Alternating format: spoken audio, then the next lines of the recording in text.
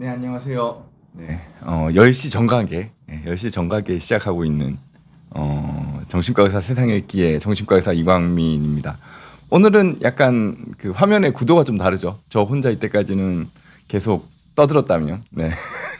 아, 물론 여러분들하고 같이 소통하면서 떠들긴 했지만, 오늘은 제가 되게 좋아하는 선생님 한 분을 모셨습니다. 그래서 송경나 선생님이라고요. 저랑 언제부터 있었죠? 선생님 전공의 때 그렇죠. 제가 펠로를 했죠. 그렇죠. 네. 2016년 경이었나요? 네. 네. 서울대병원에서 제가 암환자 정신건강으로 펠로우를 하고 있을 때, 선생님이 레지던트셨고, 네. 그리고 제가 선생님을 저희 파트로 뭐랄까요, 소위 꼬시셨죠. 꼬시는데 네. 일조를 소위가 했나요? 아니라 그렇죠. 아, 대놓고 역할을 하셨죠. 대놓고 그 역할을 했나요? 그래서 항상 그 서울대병원 같은 경우에는 정신과 내에 연구실이 여러 개가 있거든요. 각 파트마다 여러 개가 있는데 이제 저희 파트에 선생님들이 생각보다 이 지원을 많이 안 하세요. 왜냐하면은 일이 힘들거든요. 왜냐하면 그 병원 전체를 돌아다녀야 되잖아요. 저희가 자문을 보기 위해서. 저희가 그 자문 정신을 하기 위해서 정신과 자문을 보기 위해서 정말 뭐 중환자실부터 모든 병동을 다 돌아다녀야 되기 때문에 상당히 많이 걸어야 됩니다. 그래서 선생님들이 지원을 많이 안 하셨어요. 근데 이제 송경 선생님이 계시길래 제가 열심히 꼬셨죠. 그래서 제 다음 연차 때 펠로를 맞습니다. 하신 거죠. 네. 그죠? 펠로 하시고 그리고 펠로 하신 다음에 동국대병원으로 바로 가셨나요? 네. 네. 바로 갔었죠. 일산 동국대병원으로 가셔서 거기서 이제 교수로 계시다가 네. 교수로 계시다가 최근에 제가 또 꼬셨죠. 네. 그러네요. 그런데 제가 두 번 꼬셨구나. 최근에 제가 또 꼬셔서 네. 지금 저랑 같은 병원에서 지금 진료를 하고 계시거든요. 그래서 근데 이제 이 선생님이 어떤 연구를 하셨는지도 제가 좀 알고 있고 그리고 은근히 이제 좀 유쾌하시면서 밝으세요. 그래서 유튜브 한번 꼭 이 비욘디 채널 때 한번 선생님을 소개해드리거나, PD님한테 소개를 해드리거나 아니면은 정신과 의사의 세상 읽기 시간 때 한번 꼭 초대를 해야 되겠다라고 생각을 했는데 그러던 차에 AI라는 주제가 좀 떠올라서 선생님께서 실제로 AI 관련된 연구에도 참여를 하신 적이 있으시죠, 그죠? 그렇죠. 네, 그래서 뭐 AI를 잘 알지는 못하지만. 네. 구체적으로 어떤 연구를 했는지는 좀 이따 또 더 깊이 좀 얘기를 해보려고 하고요. 그래서 오늘은 AI가 정신과 상담이 가능할까에 대한 이야기를 나눠보려고 합니다. 맞다. 선생님 그리고 약간 독특하신 이력이 있으세요.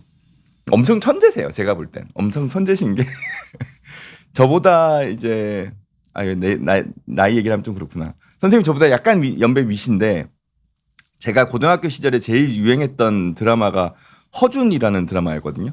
그게 아마 1990년대 후반이죠. 중후반이었죠. 90년, 95년, 96년 뭐 이럴 것 같은데 그 허준이라는 드라마 때문에 대한민국에 있는 모든 한의과 대학이 거의 의과대학 수준으로 성적이 붙습니다. 들어가기가 어려워지는 거죠. 그리고 지금도 그렇지만 한의대에서의 가장 서울대 같은 곳이 서울대 안에는 한의대가 없으니까요. 그 한의대의 서울대 같은 곳이 경희대죠.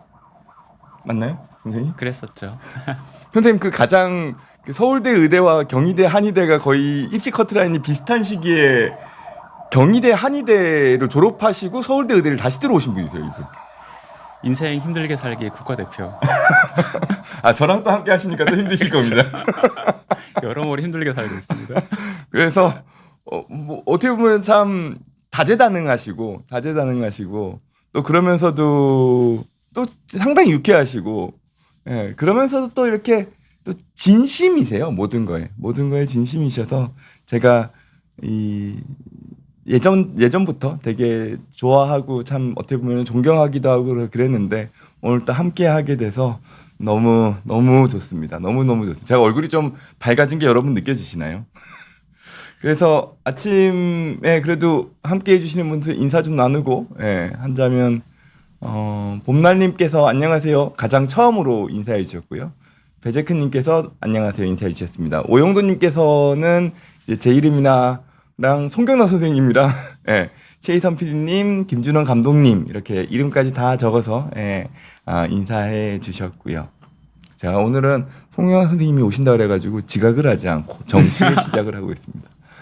그리고 몬순이님, 윤님께서도 안녕하세요 하셨고 레몬맛 사탕님께서도 이렇게 손바닥으로 하이를 외쳐주셨습니다. 몬순이님께서 예, 쌤 이발하셨네요. 멋있어요 하셨는데 감사합니다. 하도 산발이어서 제가 머리를 깎을 시간이 없어서 워낙 산발이었습니다.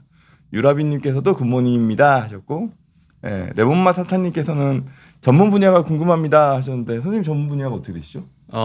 저는 이광민 쌤이랑 같은 파트에서 자문 조정 정신의학, 정신종양학을 해서 탁과적 질환이 있으면서 정신과 증상이 있는 분, 질환이 있는 분들을 진료하고 그분들 입원해 계신 분들을 방문해서 자문을 보고 하는 일을 했었고요.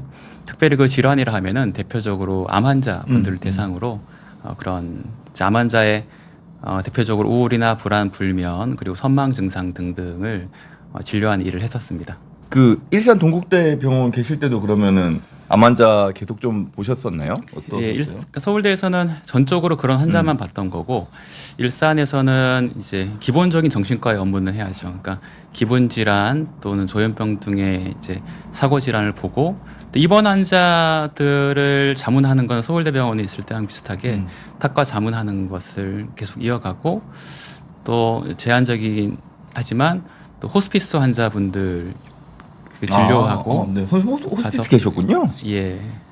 열심히 하려고 했는데 많이 이제 열심히 하던 중에 나와버려서 제가 꼬셔가지고 일산 동국대학교에 큰 민폐를 끼쳤습니다. 제가 저랑 거의 영역이 비슷하시고요. 예, 예, 그 전문 영역이 비슷하시고 다만 저보다는 이제 좀 더 전문적인 그 일산 동국대병원에서 전문적인 이제 교육도 하셨죠. 레지던트 교육도 하셨고 예, 학생 강의도 하셨고 재밌었어요. 예, 교수 역할을 저보다 더 오래 하신 되게 저는 부럽기도 하고 이렇게 능력이 있으신 게 예, 그리고 그 거의 뭐 코딩도 하시잖아요. 그러고 보니까 선생님. 아니요, 그건 그래서 사실 오늘 네. 모신 것도 있거든요. 저한테 네. 매개 사용법을 상세하게 알려주신, 예, 상세하게 알려주신 나름대로 전문가적인 매개 사용법을 저한테 알려주시고 저보고 코딩 공부하라고 그렇게 저를 꼬시셨는데, 제가 선생님을 꼬셨지만 선생님이 저를 꼬신 거는 실패하셨네요. 예. 제가 결국에는 코딩 쉽지 공부를 못했거든요.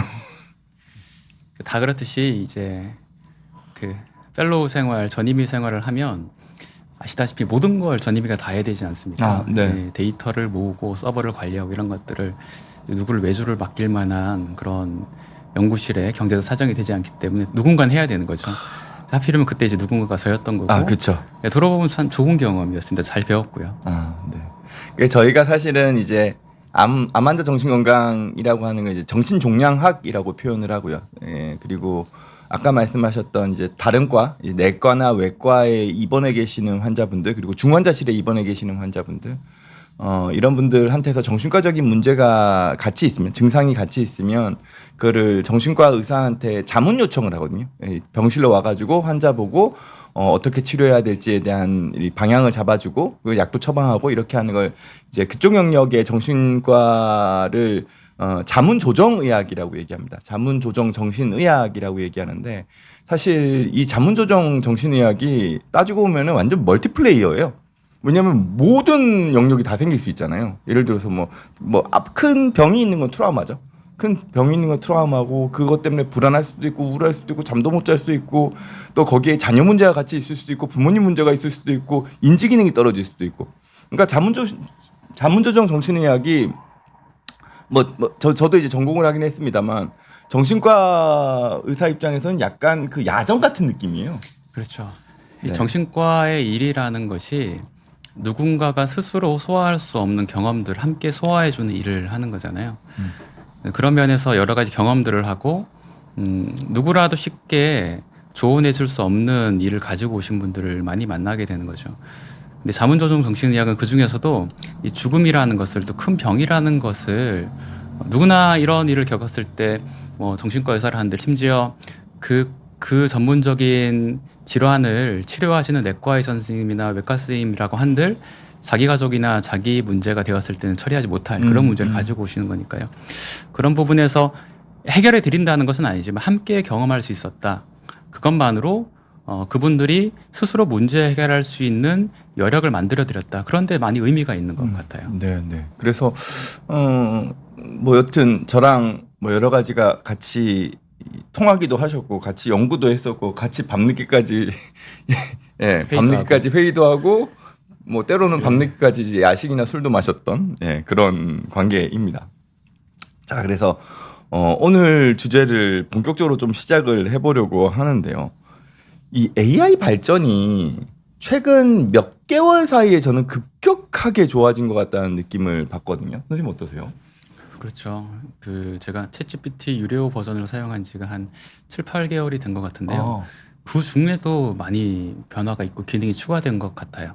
지금 최근에 이제 가장 챗GPT에서 뭐랄까요, 이 많은 사람들한테 뭐랄까 이 논란이 아니라 뭐 어찌됐건 인기를 끌었던 이유 중에 하나가 그거잖아요. 그 지브리 스튜디오처럼 그렇죠. 네. 사진을 바꿔주는 그게 네.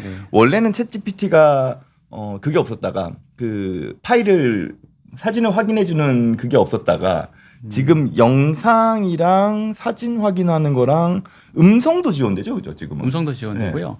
실시간 카메라로 주변 상황들을 파악하는 그런 기능도 생겼습니다. 네, 안 그래도 저도 봤어요. 만약에 여기서 지금 챗GPT의 카메라를 켜고 이렇게 주변 환경을 파악해서 지금 내가 뭘 하고 있는지 알아맞혀 봐라고 하면은 그렇죠. 아마 지금 거의 유튜브 촬영하는 걸 맞출 겁니다, 얘가 지금. 예, 실제로도 그렇거든요. 그래서 어떻게 보면은 AI의 발전 속도가 이제는 웬만한 사람의 영역을 근접해 있거나 혹은 평균 이상은 나올 수도 있겠다는 생각도 그럼요. 들거든요. 네네. 최근에 뭐 AI로 그래도 좀 뭔가 도움을 받으시거나 AI를 좀 활용해가지고 뭐 하신 거 있으세요?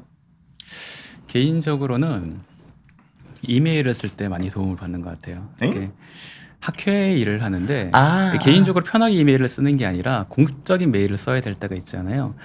그러면 어떤 내용이 들어가야 된다라는 목록을 작성하고 그것으로 이제 폴라이트하고 그런 메일을 쓰는 게 일이거든요. 장문을 하는 게. 맞아요. 그리고 이 문구가 적절한지 다른 사람한테 한번 더블 체크도 해봐야 되고 그러는데 그런 일들을 AI가 아주 기가 막히게 해줘요. 그러니까 이제 이메일에다가 뭐 예를 들어서 무슨 뭐 관련된 세미나를 할 예정인데 세미나에 대한 정보를 쭉 적어놓고 그 세미나의 구체적인 내용을 그 풀 센텐스라고 하죠. 그러니까 문장이 다 완성된 문장이 아니라 그 정보만 딱딱딱딱 제공해 준 다음에 AI한테 이것과 관련된 내용으로 뭐 안내 글을 써줘라는 식의 제안을 그렇죠. 그걸 시키면 아주 깔끔하게 나오고 거기서 이제 문구 자체를 좀 더 뭐 예의 바르게 하라든지 아니면 좀 더 정중하게 하라든지 조금은 더 편한 느낌으로 바꿔달라든지 이런 것들도 가능한 거죠. 그러니까 이제 어떻게 보면은 AI가 사람의 말을 흉내내고 쫓아하는 거를 넘어서서 어떻게 보면 우리가 귀찮을 수 있는 어떤 문장이라든지 이런 것들까지도 뭐 사람만큼 보완해주고 있다. 웬만한 비서보다 낫다라고도 이야기는 하더라고요. 뭐 물론 이제 아주 세세한 부분에서의 오류들은 여전히 있겠지만 그래도 예전보다 지금 몇 개월 사이에 좋아지는 속도로 봐서는 향후 또 한 6개월 많이 다를 것 같아요. 상관만 지나가도 네. 진짜 달라질 것 같거든요. 최근에 저도 해외여행 뭐 계획이 있어서 관련된 스케줄에서 이제 비교를 좀 해달라고 얘기를 했어요. 호텔들을 좀 비교를 해서 각각의 장단점이랑 공항에서 거기까지 어떻게 들어가야 될지랑 뭐 이런 것들을 딱 했는데 가장 최적화된 정보를 그냥 실시간으로 주는 거죠. 물론 예전에는 그런 걸 다 인터넷을 통해서 찾아봤었어요. 뭐 블로그라든지 이런 데 들어가지고 확인했다면 지금은 굳이 그렇게 검색을 할 필요가 없이 그냥 AI한테 던지면 정보를 그냥 깔끔하게 딱 던져주니까 그리고 거기서 필요한 추가 정보를 추가로 요구할 수도 있어서 이런 걸 보면은 사무적인 영역이나 정보 전달과 관련된 부분은 거의 뭐 완벽하게 쫓아오고 있다. 그럼요. 네. 근데 이제 그러면서 가장 이제 궁금해지는 게 이게 과연 상담 영역을 어디까지 할 수 있을까? 음. 사람들과의 대화를 어디까지 할 수 있을까? 그렇죠.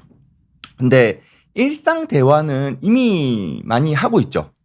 그럼요. 네. 네. 지금 AI로 그냥 재미삼아서 AI랑 대화 나누신 분들 되게 많으시거든요. 되게 많다고 표현하면 좀 그런가요? 그래도 챗GPT를 만약에 플러스 모델까지 유료 버전을 구매하신 분이라 그러면 재미삼아서 그거 하시는 분들 진짜 많을 거예요. 많죠. 예, 일반 사람들이야 뭐 아직까지 AI에 대해서 익숙하지 않으신 분들은 막상 시도를 안 해보셨을 가능성이 높지만 막상 해보면은 생각보다 얘가 되게 이렇게 잘 반응해 주거든요. 사람의 감정이나 그럼요. 느낌을. 제 아들도 아주 잘 사용하고 있어요. 아, 그래요? 예, 애들이 질문이 많잖아요. 예. 예, 그 질문에 대해서 아주 이제 아이가 원하는 만큼의 양과 원하는 만큼의 시간으로 서비스를 해주고 서포트를 해주니까 굉장히 교육에도 좋은 것 같아요. 그래서 지금 챗GPT 오픈 AI가 회사고 거기서 이제 만든 게 챗GPT죠. 그쵸. 예, 거기서 지금 대화형 챗봇으로 먼데이라는 거가 나와 있어서 혹시 유튜브에서 보셨을지 모르겠지만 되게 장난기 어리게 말하는 AI가 하나 있거든요. 그게 챗GPT를 개발한 데서 이제 대화형으로 만든 챗봇은 아니죠. 이제 그는 음성 지원이 되기 때문에 대화를 나눌 수가 있거든요. 근데 거의 뭐 농담 수준으로 약간 사람을 가지고 장난을 칠 때도 있고 그러면서 놀라운 거는 그쪽에서 이제 이 대화형 AI에서 가장 중요시하는 게 대화를 이 AI가 끌고 가는 능력이라는 거죠. 즉 내가 물어보는 거에만 답을 하게 되면 거기서 대화가 끊기잖아요. 그게 아니라 내가 거기에 대해서 다른 거를 추가로 반응을 하게끔 유도하는 대화를 반복해서 이제 AI가 제시를 하는 거죠. 그러면은 마치 우리가 일상에서 그 누군가랑 수다를 떨듯이 대화가 가능한 게 이 먼데이고 유라비님께서 먼데이라고 하시면서 완전 시니컬해요라고 이렇게 하셨는데 그런 걸 보면은 상담까지는 아니더라도 AI가 우리 일상의 어떤 그냥 수다, 네. 가벼운 대화는 충분히 지금 쫓아왔다라고 보여지는 거죠. 그러면 이게 과연 전문적인 영역에서 과연 이게 좀 더 깊이 있는 대화가 가능할 것인가에 있어서 선생님이 연구에 참여하신 게 있죠. 예. 그 작년과 재작년에 참여를 했었는데요. 그 말씀드린 것처럼 암 환자의 정신건강 관련해서 그 진료를 하시는 저희 지도 교수님과 지도 교수님의 제자들 이광민 선생님과 이광민 선생님 후배들과 같이 또 이제 그분들이 근무하고 계시는 대학병원들 그리고 AI를 연구하는 기업체가 참여해서 과연 암 환자들에게 자주 나타나는 그런 정신건강 문제에 대해서 AI가 얼마만큼의 퀄리티로 상담해 줄 수 있는가. 약간 그 예. 우울이나 불안이나 이런 것을 그렇죠. 포함해서 그런 네. 것들을 관리해 주는 거를 네. 상담해 줄 수 있느냐에 대한 거죠. 네. 그래서 한 일은 이제 환자분이랑 암 진단을 받으시거나 아니면 암 치료 중이시거나 암 치료가 모두 끝난 분들과 직접 면담을 하는 거예요. 면담을 하고 녹음을 하는 거죠. 녹음을 하는 것 자체가 이 이제 AI 솔루션을 훈련시키는 과정이 되는 거죠. 학습을 그런 식으로 시킨 거예요. 네. 그래서 제가 참여한 거는 그런 대화를 어떤 방식으로 어떤 방구조화된 면담을 할 것인가를 함께 논의하고 또 그 데이터를 환자분과 대화하면서 쌓아나가는 일을 2년 동안 했었고요. 결과가 아직 안 나왔죠. 안 나왔죠. 네, 이제 연구를 지금 진행하는 중인 거죠. 아직. 그게 충분히 쌓여야지 그 AI 모델이 만들어지는 거고 중간 목표는 그러한 AI 솔루션과 우리가 보통 앱에서 정보를 제공해 준 앱들이 있지 않습니까? 어떤 탭을 클릭하면은 이제 식사 관리 또는 수면 관리에 대한 정보가 나오는 그런 앱과 비교했을 때 어떤 것들이 정보 전달의 면에서 또는 정서적 지지의 면에서 더 우월한가 그런 걸 임상 시험하는 것이 올해 내년에 아마 계획돼 있는 걸로 알고 있습니다. 아마 그 알고리즘 수준으로 이렇게 하는 그 상담 앱이라 그럴까요? 그런 거는 AI가 들어간 건 아니고요. 이제 그 뭐라 그러냐, 그 알고리즘이라 표현하는 게 맞죠. 그렇죠. 거기서 이제 하는 거는 미국 같은 경우에는 암 환자뿐만 아니라 일반 우울증에서도 그 코로나 때 정신건강과 관련된 여러 가지 우려들이 좀 있어서 FDA에서 긴급 승인을 내준 그 앱 치료제 같은 것들도 있거든요. 상담 AI는 아니고 알고리즘에 의한 상담을 그러니까 정신건강을 관리해 줄 수 있는 어플리케이션이 트리트먼트로 이제 승인받은 것들이 있었고 아마 암 환자에서는 어튠인가 뭐 이런 이름의 약간 인지행동 기반의 인지치료 기반의 앱이 있었는데 지금 같은 경우에는 이제 AI에게 일반 정신과 의사가 암 환자를 진료하는 영역의 내용을 쭉 학습을 시켜가지고 그렇죠. 이제 네. 어떤 알고리즘이 아니라 이 환자의 반응에 맞춰가지고는 적절한 상담을 해줄 수 있는 걸 개발을 한다는 거잖아요. 네. 근데 그게 지금 대학병원이랑 회사도 같이 네, 연결되어 회사도 있죠. 같이 그리고 AI 솔루션 만든 회사. 네, 그 회사가 되게 재미난 게 면접 AI를 하는 회사잖아요. 네. 예. 기존에 그런 그 사업을 하시는. 네, 근데 지금 여러분들 혹시 취직 대기업이나 뭐 이런데 취업을 해보신 분들이라면은 그리고 대기업뿐만 아니라 지금 저는 간호사 그 뭐랄까요 그 면접 할 때도 지금 AI 면접을 1차 과정으로 마치 이 1차 관문을 통과해야지 이제 사람과 진짜 이제 면접을 할 수 있는 것처럼 1차 면접은 지금 AI가 하는 회사들이 점점 늘고 있더라고요. 그래서 대기업 같은 경우에는 AI 면접이 뭐 이미 많이 활성화돼 있고요. 제가 최근에 놀랐던 건 제가 아시는 분이 간호사로 대학병원에 입사 지원을 했는데 1차 AI에서 떨어졌다는 거예요. 근데 제가 알기로 그분이 그래도 이 AI에서 1차로 떨어질 정도로 제가 그래도 꽤 괜찮다라고 보는 분이거든요. 근데 1차에서 떨어졌다 그래가지고 그분도 되게 당황해하시고 들은 저도 좀 당황하고 근데 그분이 실제로 병원에다 물어봤대요. 내가 왜 AI에서 떨어졌냐고. 그러니까 그쪽에서는 이거 얘기해 드릴 수가 없는데라고 하면서 그 대화의 신뢰도가 떨어졌다고. 그래서 아니 대화의 신뢰도가 떨어진다는 걸 AI가 평가해서 1차에서 떨어뜨린다고? 거기서 약간 제가 충격을 먹었거든요. 이게 어떻게 보면은 AI의 평가가 사람의 어떤 삶의 영역에서의 뭐 이렇게 그 당락을 좌우하는 역할을 하는 셈이 돼버린 거잖아요. 그래서 지금 은근히 그 인터넷이나 이런 데 보면은 AI 면접을 통과할 수 있는 거를 교육해주는 AI 프로그램이 또 따로 있고. 그렇죠. 네, 그렇더라고요. 그래서 이거 뭔가 점점 바뀌어가고 있다. 뭐 이런 생각들이 좀 들었는데 이제 그런 걸 생각해 보면 AI의 상담이라는 것 자체가 AI 기반의 대화라는 것 자체가 단순하게 수다를 떠는 것을 넘어서서 이제 상대방이 어떤 의도로 얘기하고 있고 그 얘기가 어떤지에 대한 거를 AI가 파악을 해서 그거를 평가할 수 있고 만약에 이제 거기서 한 단계 나아가서 치료적인 목적으로 쓴다 그러면 그 판단한 걸 기반으로 어떻게 도움을 줘야 될지까지 솔루션도 제시할 수 있는 그렇죠. 게 된다면 네. AI 상담이라는 게 가능해진다는 거겠죠. 네. 네. 그래서 맞다. 여러분들 혹시 그냥 뭐 일반 정신과 내용이라도 궁금하신 거 있으면 오늘은 편안하게 물어주시면 됩니다. 저희가 시간이 가능하면은 후반부에 여러분들 질문 주신 거 좀 같이 이야기 답변도 좀 드리고 그렇게 할게요. 송경 선생님 오셨는데 또 AI만 이야기할 수는 없잖아요. 네. 그리고 생각해 보면 과연 AI가 정신과 진료를 할 수 있을까? 진료를 하면 너무 거창하게 느껴지죠. 이 환자가 어떠한 감정 상태라는 것을 단어로 표현할 수 있을까? 우울이라고 할 수 있겠고, 또 뭐 불안이라고도 할 수 있겠죠. 그런 것을 이 사람과 대화를 해서 이 사람의 감정이라는 것을 캐치할 수 있을까?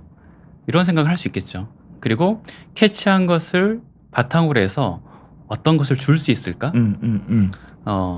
위안이라고 또 표현할 수 있고, 이런 것들을 줄 수 있을까라고 생각을 해보면 우리는 다른 정보와 다르게 한 사람의 감정, 우울이나 불안이라는 감정은 그냥 여타의 정보랑은 좀 다르다. 그리고 제공해 줄 수 있는 정보 또한 우울이라는 것을 소딩해 준다. 불안을 가라앉혀 준다라고 하는 것은 다른 여타의 정보와 다르다라고 생각할 수도 있는데 한편으로 우리가 전공의 때 트레이닝 받았던 것을 생각해 보면 1년 차 때 지금 제가 유튜브를 처음 하는 것처럼 긴장되잖아요. 환자를 만날 때. 근데 여러 가지 무의식적인 소통을 한다기보다는 내가 교과서에 배웠던 것들을 시행하는 것도 바쁘거든요. 그 작업을 잘하는 것만 해도 1년, 2년이 걸린다는 거죠. 생각해보면 이 사람의 불안을 디텍션한다는 것과 그것에 대한 서비스를 제공하는 것도 여타의 정보가 그리 다르지 않을 수 있는 거죠. 우리가 생각했던 것보다 다르지 않을 수가 있다라는 거예요. 그래서 제가 그 다음에 드리고 싶었던 질문이 과연 AI가 그러면 정신과 진료, 정신과 상담이 가능하다, 가능하지 않다에 대한 이야기를 좀 나눠보고 싶었는데 약간 이렇게 구체적인 걸 좀 이야기를 해주셔서 결국에는 정신과 영역 안에도 단계가 여러 개가 있을 그렇죠. 거거든요, 네. 분명히. 네. 예. 지금 방금 말씀하신 부분은 이 환자의 상태를 파악하는 거고 거기에서 어떤 솔루션을 줄 수 있을까에 있어가지고 단순하게 그게 그냥 상대방의 슬픔이나 어떤 우울이나 불안이나를 공감해주고 거기에 대해서 그냥 피드백만 주는 거라 그러면, 네. 예, 그러니까 위로를 해주는 거라 그러면은 그건 심플하겠죠. 그렇죠. 단순하게 네. 그냥 거기에 대해서 그랬구나. 뭐 거기에 대해서 그래도 좀 뭐 이렇게 뭐 마음을 좀 다시 다잡아 보렴이라든지 그 슬픔이라는 게 나한테도 전달되는 것 같아. 이런 얘기만 들어도 사람은 위안을 얻거든요. 그렇죠. 이건 그렇게 어려운 기술은 아니에요. AI가 충분히 할 수 있을 거거든요. 그리고 또 하나는 아까 전에 말씀드린 때 평가라 그랬잖아요. 상대방이 지금 어떤 정신건강 상태에 있는지를 평가한다는 건데 정신과 영역에서 사실 평가 영역이 상담에서 우리가 평가를 하는 것도 있지만 임상심리 검사를 내는 것도 있거든요. 그렇죠. 예. 근데 그 임상심리 검사 같은 경우에는 제가 볼 때는 AI가 더 잘할 것 같죠. 예, 거의 뭐 다 커버 이미 가능한 의견 죄송하지만 예. 임상심리 공부하시는 분들이라면 너무 죄송합니다만 근데 사실 이게 예를 들어서 지능평가 이거는 이미 제가 볼 땐 100% 이상 가능할 거고요.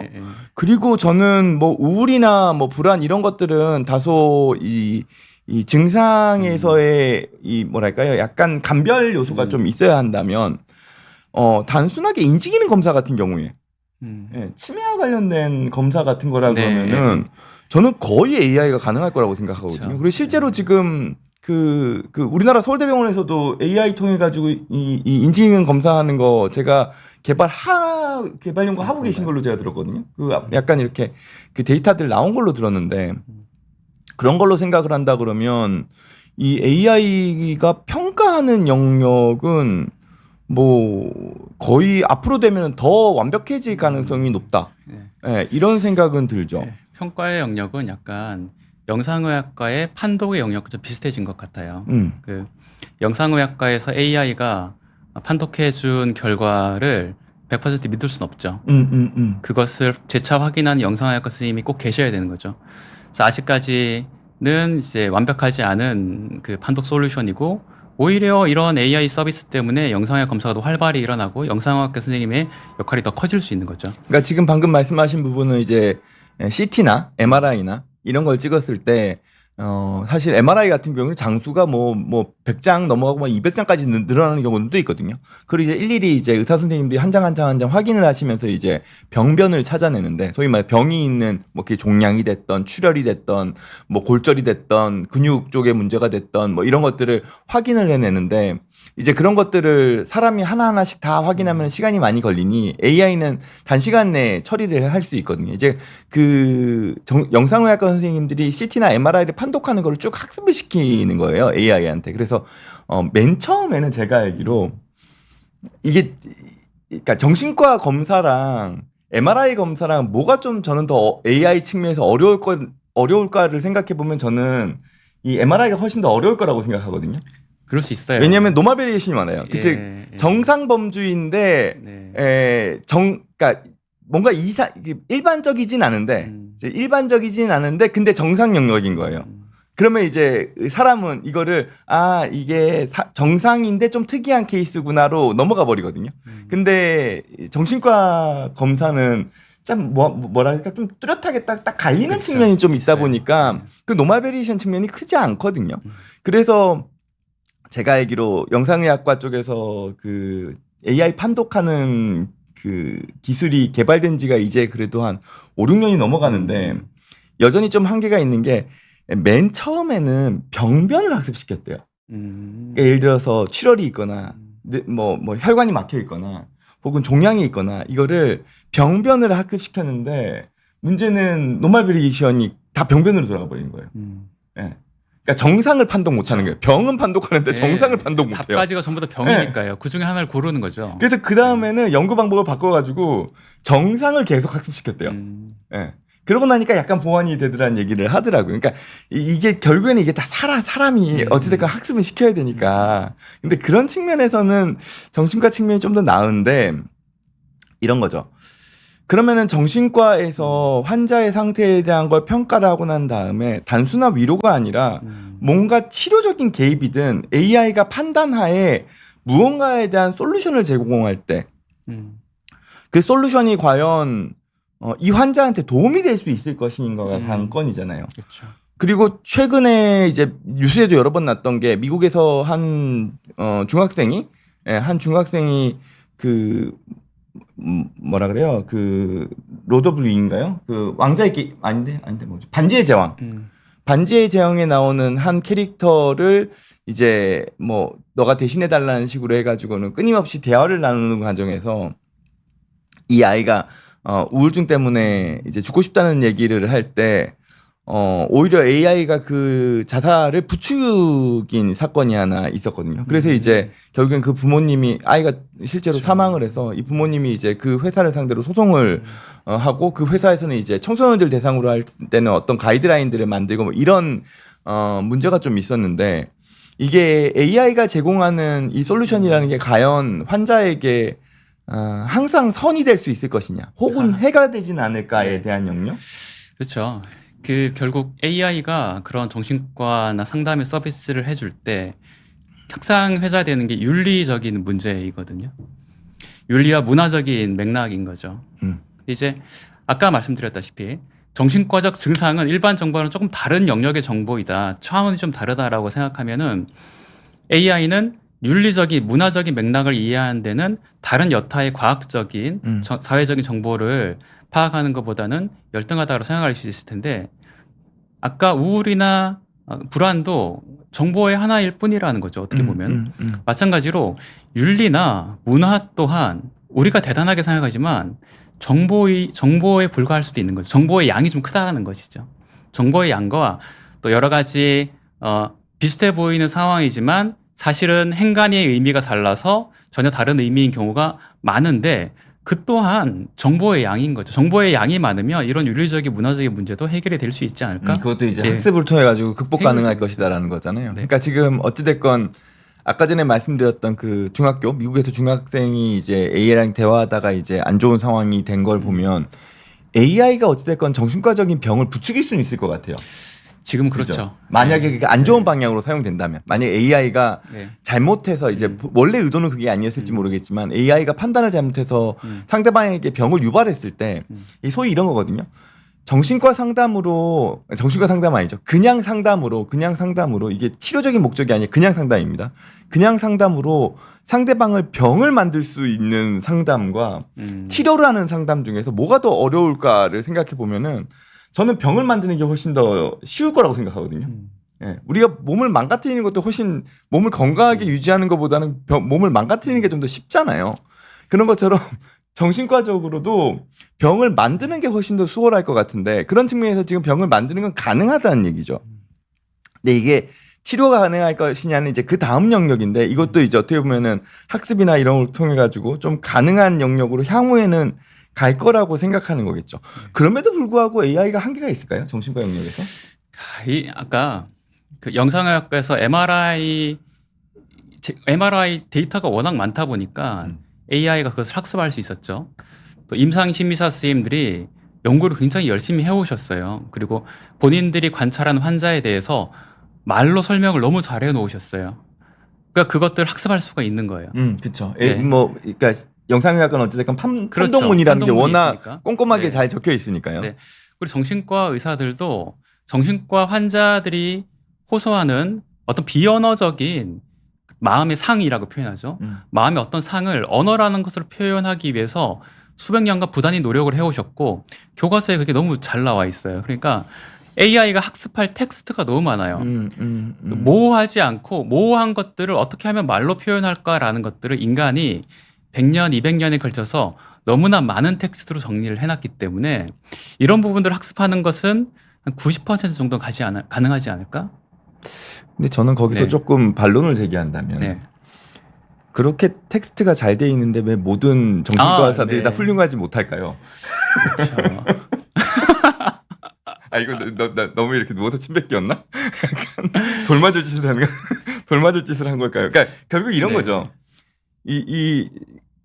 제가 이 AI 관련된 정신과 진료 관련된 걸 제가 좀 오면서 좀 그래도 좀 사람들의 반응을 좀 찾아봤는데 댓글에 이런 반응이 있는 거예요.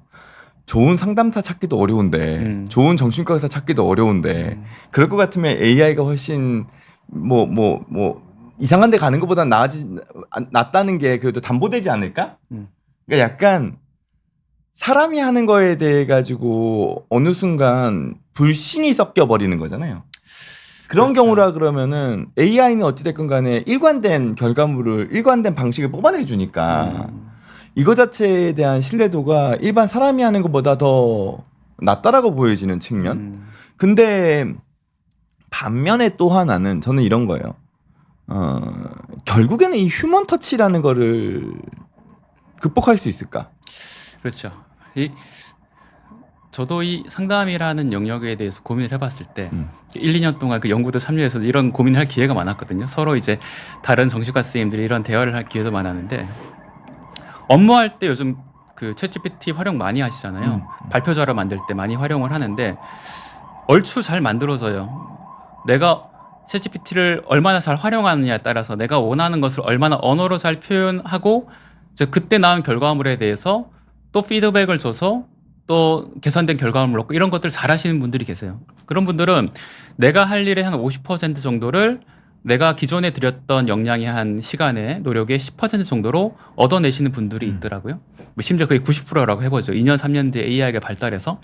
근데 그럼 남은 10%가 얼마나 중요하냐 이게 문제인 것 같아요. 근데 아까 이제 뭐 영상의학과 영역도 설명드렸고 또 임상희 심리사 선생님께서 검사를 하시는 것, 정신과 의사가 평가를 하고 또 그런 정신치료를 제공하는 것에 대해서 말씀을 드렸는데 적어도 아직까지는 정신과 영역에서는 2년, 3년, 5년이 지나서 이 AI라는 것이 80%, 90% 따라온다. 그건 인정할 수밖에 없는 것 같아요. 맞아요. 그런데 남은 10%가 얼마나 중요하냐, 얼마나 중요하냐의 영역에 있어서는 분야마다 좀 차이가 있을 것 같아요.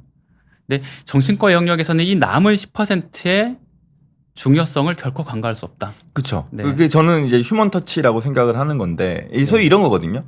제가 아는 연세가 되게 많으신 정신과 선생님이신데 이 선생님이 인지 기능이 좀 떨어지세요. 나이가 드시니까. 예, 뭐 아주 심한 치매까지는 아니더라도 약간 초기 치매 정도의 증상이 있으세요. 예. 근데도 진료를 보시는 거죠. 근데 환자들이 와요. 그리고 환자들이 만족하고 가요. 근데 이 환자들은 새로 온 환자들은 아니고 오랫동안 그렇죠. 계속 오셨던 네. 환자분들이 또 오시는 거예요. 그렇죠. 근데 그런 경우에 진료의 내용은 별거 없어요. 그냥 뭐 약 똑같이 주고 그냥 뭐 이렇게 이야기나 하다 가는 거예요. 근데 이분 입장에서는 이 선생님 얼굴만 봐도 힐링이 되는 거죠. 이제 이쪽 영역은 이거는 뭐라 그럴까? 그 진료적인 내용에서의 어떤 정보 제공이나 상대방과 어떤 교감을 하면서 치료적인 뭐가 이렇게 그 접근이 들어간 게 아니라 그냥 휴먼 터치거든요. 그렇죠. 네. 근데 그 휴먼 터치만으로도 환자분들, 그러니까 즉 정신과 영역에서는 그것만으로도 치료가 되는 경우들이 많죠. 무시 못한다는 많죠. 거죠. 무시 못한다는 거죠. 네. 근데 그거를 과연 AI가 해줄 수 있을 것이냐? 네.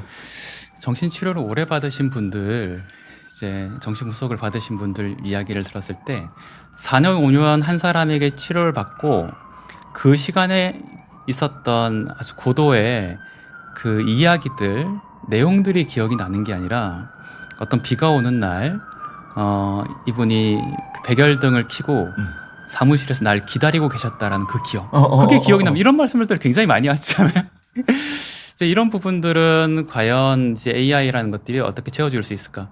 어제 제가 오늘 이런 방송을 나간다라고 하고 와이프가 한때 한두 달 정도 제가 정신과 의사다 보니까 지금 뭐 꿈에 대한 책도 좀 읽고 그랬어요. 그래서 밤에 이제 와이프가 꿈 얘기를 저한테 하는데 제가 뭐 꿈을 듣는다고 해서 그것에 대해서 뭐 적절한 피드백을 주곤 하지 못하거든요. 그 와이프가 챗GPT랑 자기 꿈 얘기를 하는 거예요. 그래서 그냥 되게 재밌게 봤었는데 며칠 뒤에 제가 그 경험이 어떠냐고 물어봤어요. 그러니까 한 두 가지 측면에서 아주 좋다라고 하는 거예요. 첫 번째, 이 챗GPT라는 거는 셀프가 없기 때문에 내가 편하다. 누군가를 만나면 누군가는 한 인간이잖아요. 존재잖아요. 근데 그 존재가 아니기 때문에 너무나 편하다. 오히려 약간 내면에 그렇죠. 내면에 대한 이야기를 하는 것 자체가 좀 덜 부담스럽다는 거죠.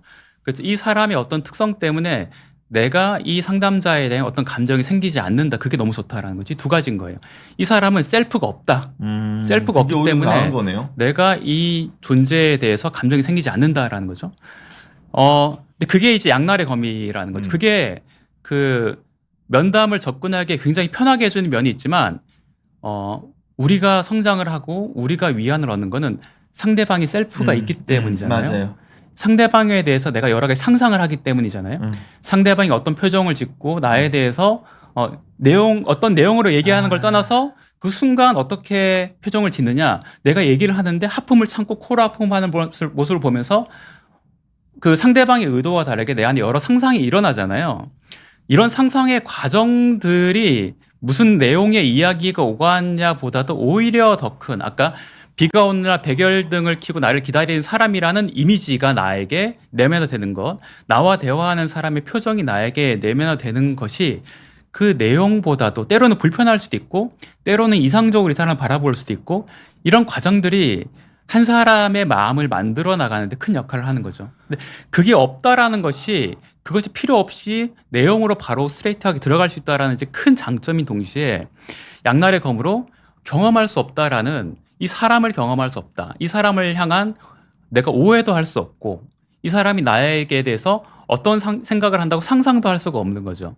이런 면에서는 한계이지 않을까 싶은 생각이 들었어요. 근데 지금 제가 선생님 이야기를 들으면서 저도 이제 인사이트가 이렇게 번뜩 떠오른 게, 지금 방금 말씀하신 게 세라피틱 트랜스퍼런스가 가능하냐 안 하느냐인데, 치료적인 지금 전이 관계가 가능하지 않느냐. 지금 송강 선생님이 지금 정신분석학회 활동도 지금 하고 계시잖아요. 그러니까 정신분석 관련된 것도 워낙 공부를 꾸준하게 하고 계셔서, 이제 정신분석 안에서 이제 우리가 정말 어떻게 보면은 정신분석이라 그러면 상담 안에서도 가장 고도의 상담인데, 그 상황에서는 환자가 가지고 있는 사회적인 어떤 갈등이나 이거를 건강한 대상인 의사랑 반복합니다. 그걸 통해 가지고 이 사람이 밖에서 할 때는 문제가 계속 터지고 비난을 받고 혹은 누군가한테 상처를 주면서 본인이 죄책감을 가지는 식의 행동 양식이, 이 치료자랑 이거를 이 안에서 반복하면서, 이 안에서의 갈등은 치료자가 건강하기 때문에 건강한 반응으로 달래줄 수가 있거든요. 이제 그 영역을 우리가 전이 현상이라 그래요. 예. 환자가 이제 의사의 감정에 대해 가지고 일정 부분 긁는 거죠. 예. 환자의 어떤 개인적인 갈등 때문에. 그리고 의사의 감정 때문에 튕겨 나가는 거는 이제 역전이라고 표현을 하죠. 그거 자체가 이제 치료를 방해하게 되면 아주 안 좋은 정이고 안 좋은 역전이지만, 이게 치료에 도움이 되는 방향으로 간다 그러면 이거는 세라피틱 트랜스퍼런스라 그래서 치료적인 효과가 오히려 있고, 그게 정신분석에서의 궁극적인 목적이거든요. 그래서 정신분석에서는 일정 부분 트랜스퍼런스가 올라오는 거, 전이가 올라오는 거를 지켜봅니다, 치료자가. 이제 근데 그런 부분들은 완전 휴먼 터치 영역이에요. 그렇죠. 네, 완전 휴먼 터치 영역에 셀프가 있는 상황에서만 가능한 거기 때문에, 이거는 만약에 AI가 순수하게 그 휴먼 터치적인 부분, 셀프가 없다는 부분으로 인식을 가져가게 되면은 그 트랜스퍼런스가 안 올라오겠죠. 그렇죠. 그 부분 한계가 있겠죠. 근데 아주 엉뚱한 상상이지만 이런 상상을 해봅니다. 우리가 정신과 정신분석의 영역에 있어서도 과거에 20세기 중반에는 내가 환자에 대해서 가지는 감정이나 또 환자가 나에 대해서 가지는 저항감이나 이런 것들은 이성적으로 분석을 하는 데 있어서의 장애물로 봤었잖아요. 내가 환자에 대해서 오해하는 것도 어떻게든 이제 내 개인 분석을 통해서 지워버려야 하는 거고 환자가 내게 어떤 얘기는 너무 하기 싫어하는 그 저항들도 극복해내서 원활한 대화가 가능해져야 이제 치료가 가능하다고 여겨지는 시기가 있었던 거죠. 근데 그 뒤에는 아니다. 환자가 나에게 이야기를 하기 싫어하는 그 맞아요. 마음 자체가 중요하고 치료자가 환자에게 가지는 밑도 끝도 없는 그런 이제 분노라든가 그런 모성의 감정이라든가 이런 것들이 치료를 방해하는 것이 아니라 오히려 치료에 아주 소중한 존재다라고 발전을 하게 된 건데 반대로 생각하면 이런 거죠. 우리가 그 한 세기에 걸쳐서 발달시킨 정신분석의 이러한 이론들은 개념들은 유익들은 인간이니까 이렇게 한 거예요. 인간이니까 맞아요. 이렇게 한 건데 기계가 이런 일을 한다라고 했을 때는 다른 영역으로 발전할 수 있겠죠. 근데 우리가 생각하는 이상적인 정신분석과 정신치료는 아니겠지만 기계가 꼭 인간과 똑같이 해줘야 되는 게 아니라 예를 들면 이런 거죠. 새가 날아다니는데 새는 날개를 퍼덕거리며 날아다니잖아요. 비행기는 우리에게 좋은 서비스를 제공해 주지만 날개를 퍼덕거리지는 않아요. 그냥 양력을 이용해서 제트 엔진을 이용해서 날아가는 거예요. 그렇다고 해서 날개를 퍼덕거리지 않으니까 저렇게 나는 것은 한계가 있는 비행이라고 우리가 생각할 수는 없는 거잖아요. 그것처럼 전이의 감정을 형성할 수 없다. 그런 관계를 맺을 수 없다. 셀프라는 것이 없다.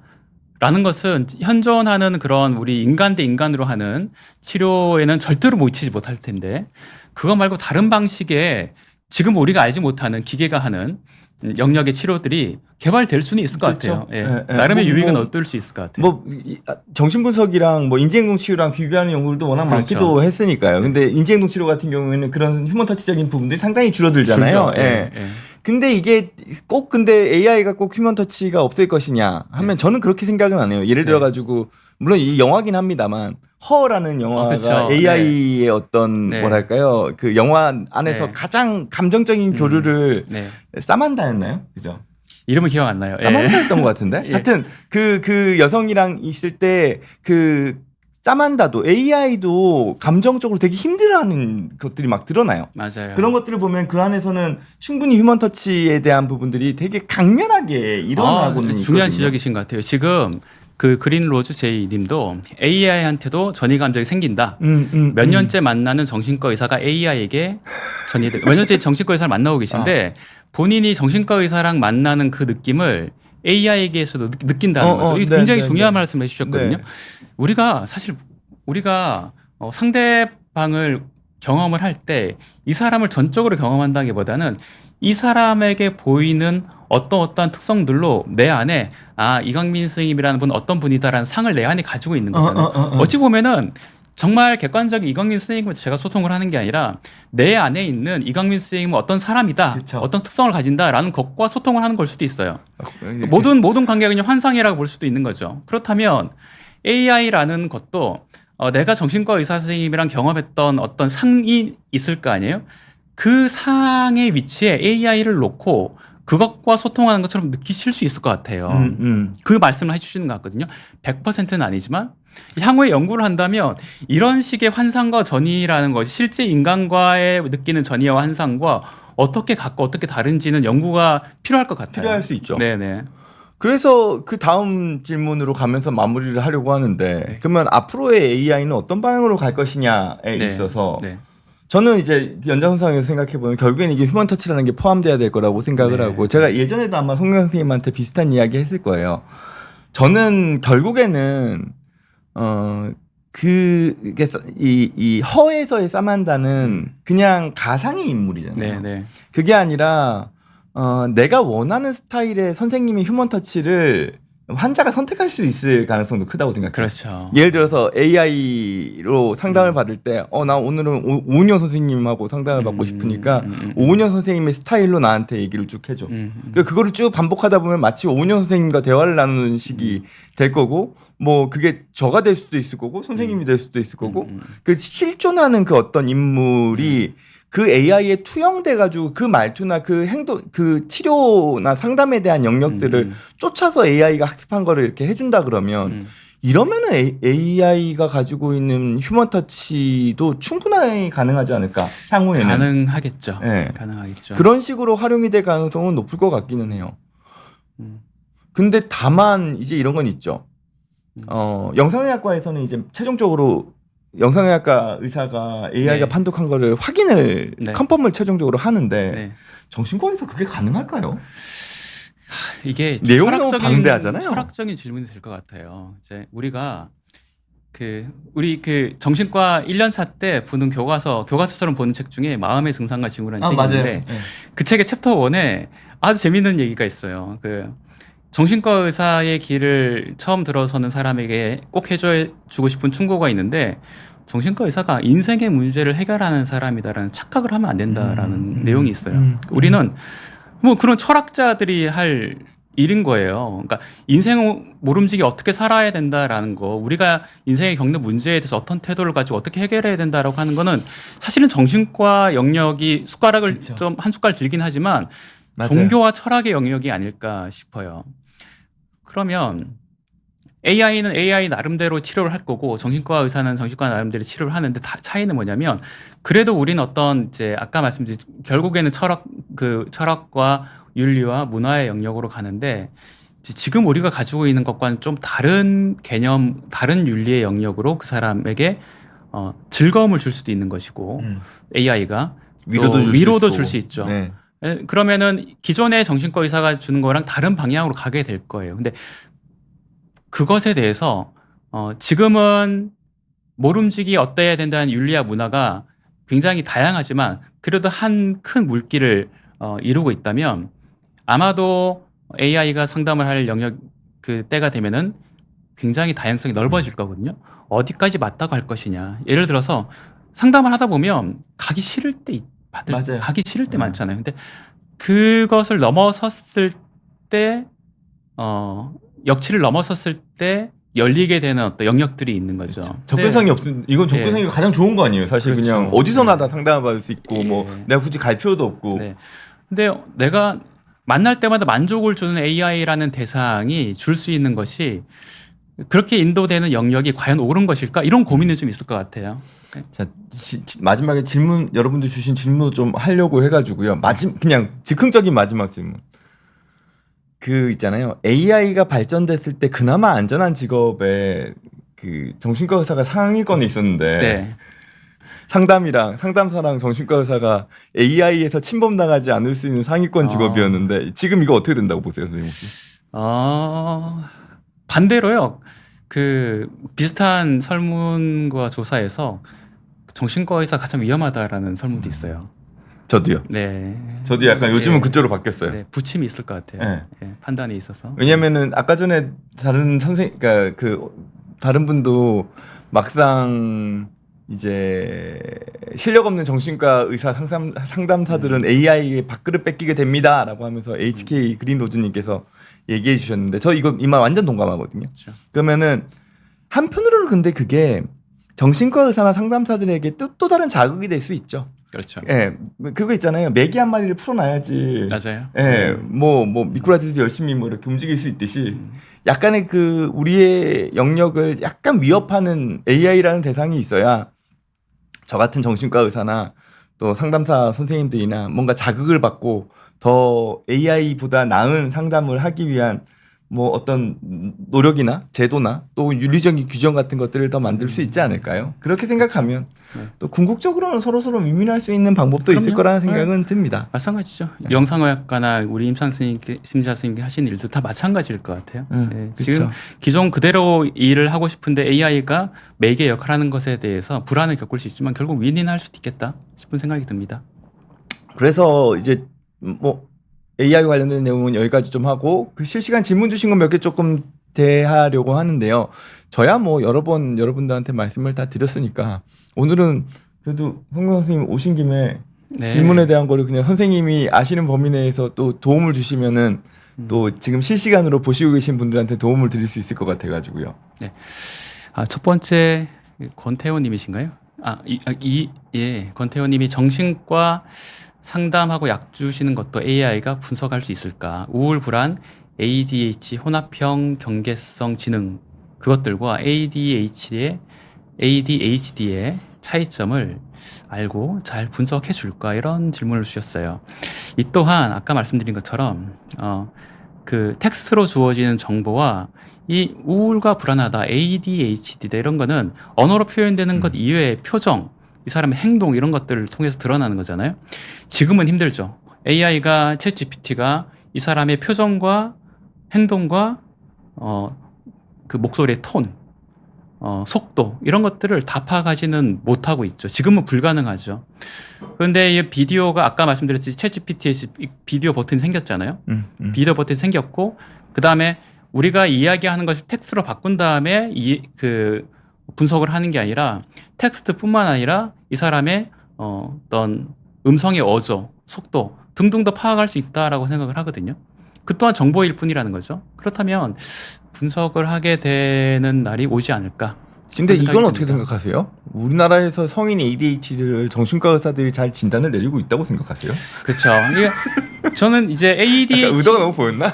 이런 부분이 그 AI가 잘할 수 있을까라는 거의 답은 사람이 잘할 수 있으면 AI도 잘할 수 있게 될 거예요. 예. 근데 사람이 잘 못한다. 예, 사람이 잘 못하면 ADHD도 잘 못하는 거예요.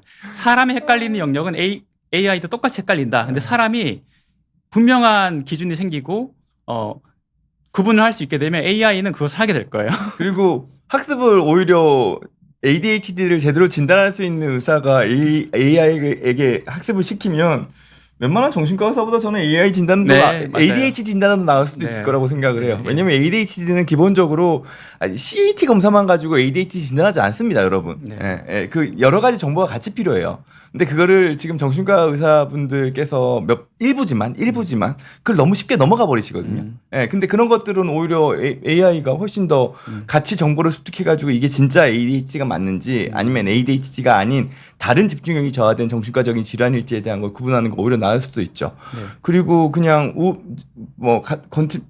태호건님께서 그냥 우울 불안도 뇌파 검사로 정확히 알 수 있을까라고 하셨는데 이거는 아직까지 그냥 연구 단계이기 때문에 그냥 참고용 정도로만 사용한다고 생각하고 넘어가시면 좋을 것 같습니다. 네. 그리고 솔님께서 주신 것도 한번 해주시죠. 임상심리사가 되고 싶으신데 이제 솔님께서도 챗GPT를 이용하면 진짜 잘한다 싶을 때가 있다. 대체될 수도 있다라는 생각. 이 현재 모든 직업을 가지신 분들이 똑같은 생각을 안 하시는 분들이 계실까요? 코딩을 하시는 프로그래머들, 맞아요, 진짜. 디자이너들, 뭐 지브리 프사 나오는 거 보면은 똑같은 생각 다 하고 계실 거예요. 아까 말씀드린 것처럼 정신과에서도 똑같죠. 임상심사 선생님도 똑같은 생각을 하실 거예요. 네, 그 챗GPT가 하는 거는 사람이 하던 것을 따라하는 것이거든요. 그런데 사람이 텍스트로 배우는 것 이외에 나머지 10% 영역이 있다면 의미가 있다라는 것이죠. 그러니까 확실하게 미래 사회가 좀 무서워질 것 같기는 한 게 이제 어찌됐건 간에 근대 사회에서 그 뭐랄까요 그 과학의 발전이 막 일어나면서 결국에는 기존에 사람이 하던 노동의 상당 부분이 그렇죠. 기계로 대체됐잖아요. 예, 공장에서. 예, 오히려 임상심의사 선생님들 저도 수련할 때 임상심의사 수련하시는 분들이랑 이제 같은 연차처럼 지내잖아요. 임상심의사 맞아요. 선생님 1년차랑 전공의 1년차랑 같이 당직도 같이 하고 밤에 치킨도 같이 먹고 지내잖아요. 그분들 하시는 일 보면 새벽까지 그 단어 숫자 맞아요. 세시고 이거 굉장히 네. 고생하시는데 임상심의사 선생님들이 더 효율적으로 일을 하시게 될 수도 있어요. 사람이 할 수 있는 영역의 어떤 창의적인 것이라 뭐 챗GPT가 창의적인 걸 잘할 수 있는데 어쨌든 챗GPT에게 일임할 것을 다 일임하고 훨씬 더 효율적으로 일을 하시게 될 수도 있을 것 같아요. 오히려 그런 임상심의에 대한 수요가 더 많아지고 그런 윈윈할 수 있는 길도 충분히 있다고 생각합니다. 그렇죠. 그리고 어찌됐건 간에 챗GPT가 제대로 할 수 있도록 가이딩 해주는 거는 결국엔 또 전문가일 거여서 그렇죠. 그렇게 생각해 보면 또 역할은 계속 남아 있을 가능성도 크겠네요. 그 다음 것도 그래도 해주시는 김에 계속 해주시죠, 선생님. 네. 해주시니까 제가 하는 것보다 더 좋아하시는 것 같은데요, 다들. 네. 그 후회로 인한 화병, 우라통, 불안은 어떻게 해결해야 하나요? 후회로 인한 화병 치료 방법 좀 알려주세요. 이 정말 약간 철학적인 네. 건데 이런 질문 선생님 네. 또 좋아라 하시잖아요. 그런가요? 이게 결국 과거에 대한 과거의 기억 때문에 이런 어려움을 겪는 거죠. 제가 항상 이런 질문을 우리가 정신과에서 이런 질문 많이 받지 않습니까? 트라우마 영역이니까. 예, 트라우마 영역 굉장히 많이 봤는데 결국 이제 이분이 과거의 어떤 기억이라는 것이 무엇인지에 대해서 저희가 구체적으로 들을 필요가 있겠죠. 예. 이 부분에 대해서 어떻게 해결하면 됩니다라고 소위 말하면 뭐 조언을 해준다, 코칭을 해준다라는 거는 좀 불가능할 것 같아요.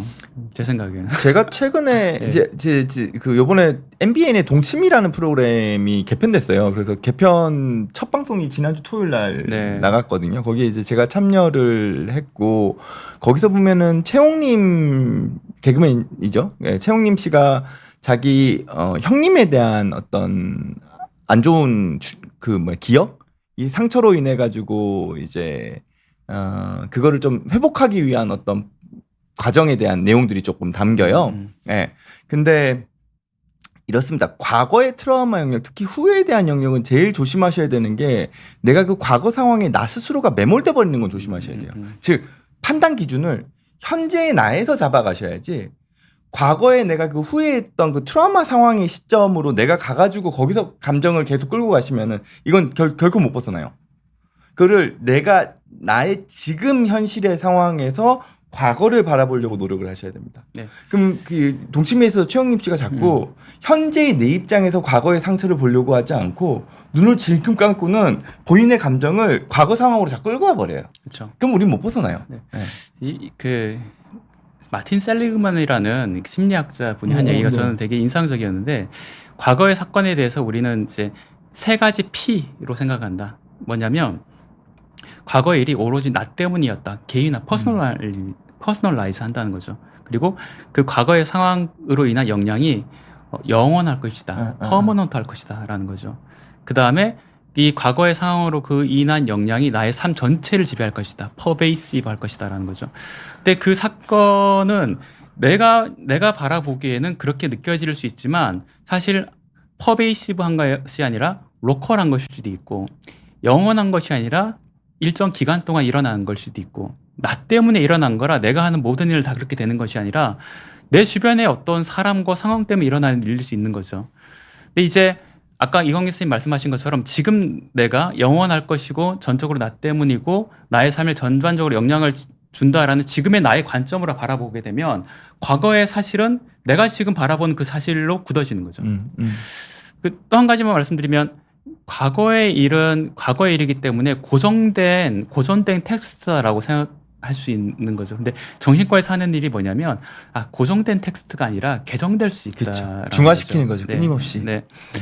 이런 부분들을 말로 쉽게 하지만 그 겪으시는 일을 누구도 이거는 나라면은 해결할 수 있을까라는 사람 아무도 없는 거죠. 정신과 의사로서 이런 이제 이런 다른 관점으로 볼 수 있는 말씀들 그리고 불면이나 불안들이라는 큰 장애물을 치워드리면 저희 정신과 의사로서 감동할 때가 뭐냐면 내가 해결할 수 없는 문제에 대해서 내가 큰 역할을 해드리지 않는데 스스로 해결을 해 나가신다라는 거거든요. 맞아요.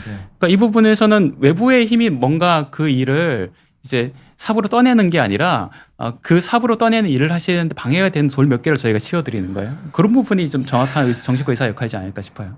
제가 사실은 아까 전에 살짝 방송 초반에 송강 선생님이 말을 톤을 너무 이렇게 밑으로 까셔서 천천히 얘기하시길래 선생님이 이런 말투가 아니신데 근데 지금 이 말투가 원래 본인 말투시거든요. 그리고 한번 본인이 이렇게 뭔가 이렇게 영감이 딱 떠오르시면은 그거에 대해서 막 이렇게 뭐랄까 이 열정적으로 이야기를 하시는 타입이세요. 그래서 제가 초반 톤이 끝까지 가면 어떡하나 걱정을 했는데 제가 아까 전에 깜짝 놀란 게 저도 댓글을 안 보고 있었는데 댓글을 보시면서 이렇게 그것도 소개해 주시면서 하시길래 뭔가 이렇게 제가 방송에서의 라이벌이 생기는 것 같다는 느낌이 들어서 약간 긴장해야 되겠다? 누군가 이런 생각을 좀 하고 있습니다. 주시는. 제 생각에 이거 선생님하고 이렇게 주제 몇 개 해가지고는 하는 거 의뢰 몇 개 들어올 것 같은 느낌이 드는데요. 그래서 저희가 또 뒤에 또 진료 있으시잖아요, 그죠? 네. 저도 같이 진료가 있어서 이제 슬슬 좀 마무리를 할 시간이 돼서요. 어떠셨는지 모르겠습니다. 제가 이때까지 이 코너에서는 저 혼자서만 항상 이야기를 하다가 이제 처음으로 다른 선생님과 함께 이야기를 나눴는데 좀 어려울 수도 있고 또 한편으로 호기심이 가는 주제일 수도 있었을 것 같습니다. 근데 제가 생각했던 것보다는 저도 막 이야기를 하면서 더 많은 것들이 조금 생각나게 되고 영감도 없고 그리고 또 정신과 의사로서 앞으로의 어떤 상황들에 대해서 이런 것들을 조금 대처하면서 생각하면서 해야 되겠다라는 영감도 얻을 수 있어서 되게 좋은 시간이었던 것 같습니다. 네. 선생님 어떠셨어요 오늘? 저도 이런 주제로 이야기를 해본 답은 없지만 끊임없이 이야기를 해보는 것을 통해서 새로운 생각이 나오는 거잖아요. 그 AI도 학습을 할 때 여러 가지 정보들에 대해서 늘어놓고 그것을 이제 조합함으로써 새로운 것이 나온 거잖아요. 어떤 새로운 것을 창조적으로 만들어내는 것이 아니라 이런 대화의 과정이 그런 시냅스가 형성되는 과정, 우리의 여러 지식들이 묶여져서 새로운 지식이라는 이름으로 만들어지는 과정이 아닌가 싶습니다. 도움이 많이 됐습니다. 또 모르죠. 오늘 방송한 내용을 어차피 이게 남거든요. 네. 비온 뒤에. 그거를 또 AI가 학습을 해가지고 선생님이나 저의 캐릭터의 어떤 학습용 데이터로 삼을지 그렇죠. 그런 시대가 올지도 모른다는 생각을 하면서 11시 6분이 좀 지나고 있습니다. 네, 저는 이제 다음 주 월요일 날 또 10시에 정신과 의사의 세상 읽기 시간으로 돌아올 거고요. 송강호 선생님과는 제가 또 좋은 주제로 한번 또 이렇게 수다를 같이 떨 수 있는 그러면서도 뭔가 유익함을 전해드릴 수 있는 기회를 꼭 마련해 보도록 하겠습니다. 네, 감사합니다. 저는 다음 주에 돌아올 예정이고요. 지금까지 정신과 의사 이광민 그리고 송경락이었습니다. 네 감사합니다. 감사합니다.